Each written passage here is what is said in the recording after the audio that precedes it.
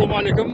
Бүгін біздер Макке ағзындамыз. Осы Жойбарк Халық банк тарапынан Қырғызстан Республикасы Тақтыкөл районында Өзбекстан МП 2275, 2283, 2284 санды контурда Америка асырылмақта. Бұл жерде Макке егілген ұлы майданы 16 гектарға тең.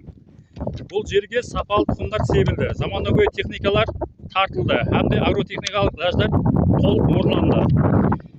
Қазірде егіндер өніп шығу жағдайында.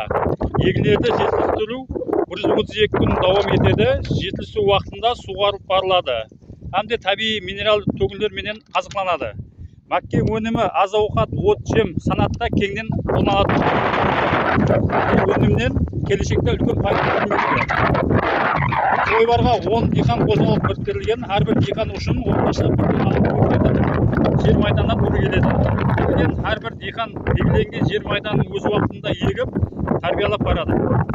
Жойбардың тиғары қасиеті халықтың банкілігін тәминлеу, дарыматын арттыру, hamda жерден нәтижелі пайдалануды жолға қою. Жойбарды нәтижелі Америка асыру үшін леті тәрбікар аққұм қарой істеп шығару кооперативі біріктірілген. Жойбар бойынша әрбір гектардан 10 тонна, жәмі 160 тонна егін алу режимделген. Hamda егін түрін егу арқылы жер иелерінің дарыматтарын және де асырып бару көзделген.